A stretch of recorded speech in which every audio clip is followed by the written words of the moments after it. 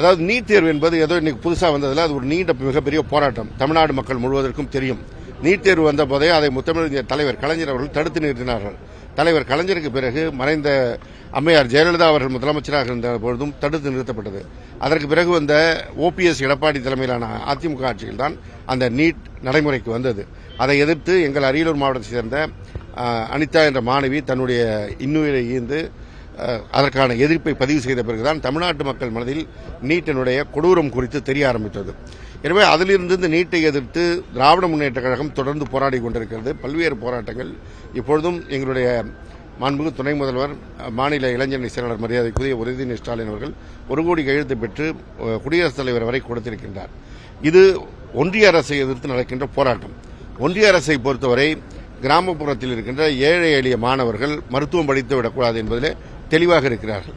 எனவே அவர்களை எதிர்த்து நடைபெறுகின்ற போராட்டத்தில் மாநில அரசில் இதை நேரடியாக இதை நீக்க முடியாது. இது எல்லோருக்கும் தெரிந்த விஷயம். ஒன்றிய அரசு கொண்டு வந்திருக்கின்ற இந்த சட்டம் என்பது. எனவே இது சட்டம் புரிந்தால்தான், நாட்டு நடைமுறை புரிந்தால்தான், அரசு நடைமுறை புரிந்தால்தான் பேச முடியும். இது சினிமாவில் யாரோ எழுதி கொடுக்கிற பஞ்சு டயலாக் பேசுகின்ற சூழல் கிடையாது. இது ஒரு அரசு நடைமுறை. நன்றி.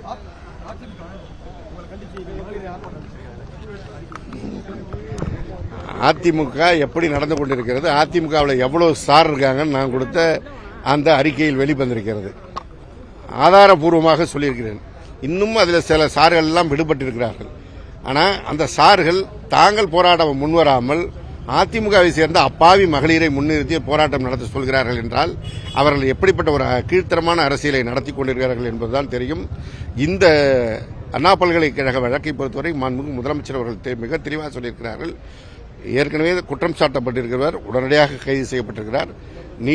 உயர்நீதிமன்றம் ஒரு குழுவை அமைத்து விசாரிக்க சொல்லியிருக்கிறது. இவர்களுக்கு இன்னும் ஆதாரம் இருந்தால் அந்த குழுவிடம் கொடுக்கலாம். அதை விட்டுவிட்டு வெளியிலே நாடகம் போடுகின்ற பணியை செய்கிறார்கள். காரணம், சமீபத்தில் வந்த அவருடைய அண்ணாநகர் வட்ட செயலாளர் வரை அதிமுகவை சேர்ந்தவர்கள் தான் இந்த பாலியல் வழக்குகளில் சிக்கியிருக்கிறார்கள் என்பதை மூடி மறைக்கவும் இன்றைக்கு இருக்கின்ற தமிழ்நாட்டு பெண்கள் மாண்புமிகு முதல்வர்கள் பின்னால் திரண்டு நிற்கிறார்கள். மகளிர் விடியல் பயணம், கலைஞர் மகளிர் உரிமை தொகை, பெண் குழந்தைகள் படிப்பதற்கு புதுமை பெண் திட்டம், இந்த திட்டங்களின் காரணமாக ஒட்டுமொத்தமாக தமிழ்நாட்டு பெண்கள் முதலமைச்சர் பின்னால் இருக்கிறார்கள். அதிலே ஏதாவது ஒரு சேதாரத்தை ஏற்படுத்த வேண்டும் என்றுதான் இந்த நியாயமாக நடந்து கொண்டிருக்கின்ற ஒரு வழக்கு விசாரணையை இந்த யார் அந்த சார் என்ற ஒரு கோஷத்தை முழக்கிக் கொண்டிருக்கிறார்கள். அந்த சார்கள் எல்லாம் அதிமுகவில் தான் இருக்கிறார்கள் என்பதை என்னுடைய அறிக்கை தெளிவுபடுத்தியது. அதனால்தான் பதறி போய் இந்த போராட்டத்தை நடத்துகிறார். நன்றி.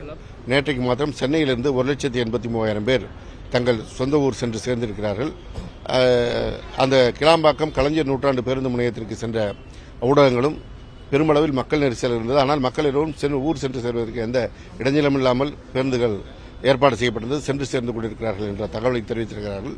இன்னும் 3 நாளைக்கும் அதேபோல ஏற்கனவே திட்டமிட்டபடி இந்த பேருந்துகள், சிறப்பு பேருந்துகள் இவையெல்லாம் இயக்கப்படும்.